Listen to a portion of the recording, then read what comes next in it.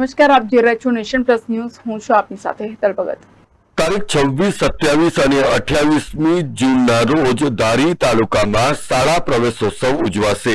આ શાળા પ્રવેશોત્સવને સફળ બનાવવા માટે ધારી દામાણી હાઈસ્કૂલ ખાતે ટીપીઓના અધ્યક્ષસ્થાને આચાર્યશ્રીઓની એક મહત્વપૂર્ણ મીટિંગનું આયોજન કરવામાં આવ્યું હતું.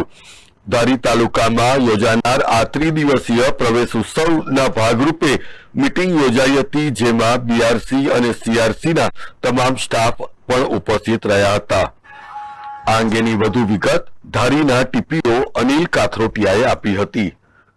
આજ રોજ ધારી તાલુકા પ્રાથમિક શિક્ષણ વિભાગ અને બીઆરસી વિભાગ બંને દ્વારા આગામી 2024નો શાળા પ્રવેશોત્સવ કાર્યક્રમ જે આગામી તારીખ 26, 27, 28ના રોજ યોજાવાનો છે, તેમાં સામેલ ધારી તાલુકાની 99 પ્રાથમિક શાળાના આચાર્યશ્રીઓને આજે અમે મિટિંગ બોલાવી અને સંપૂર્ણપણે એમને આયોજનથી માહિતગાર કર્યા છે અને પ્રવેશોત્સવ માટે ધારી સરકારી પ્રાથમિક શાળા અને હાઈસ્કૂલો બધાની ટીમો તૈયાર રાખી અને આયોજન અમારું શાળા પ્રવેશોત્સવ 2024નું સંપૂર્ણ કરી લેવામાં આવ્યું છે અને આગામી 26, 27, 28ના ધારી તાલુકામાં ખૂબ સરસ રીતે કન્યા કેળવણી અને શાળા પ્રવેશોત્સવનું આયોજન સફળતાપૂર્વક પાર પાડી શકાય તે માટે ડીટો ટુ ડીટો પોઈન્ટ સાથે અમે સજ્જ થઈ રહ્યા છીએ. આપનો હોદ્દો અને આપનું નામ? અતુલ કુમાર એમ કાથરોટિયા, તાલુકા પ્રાથમિક શિક્ષણ અધિકારી ધારી.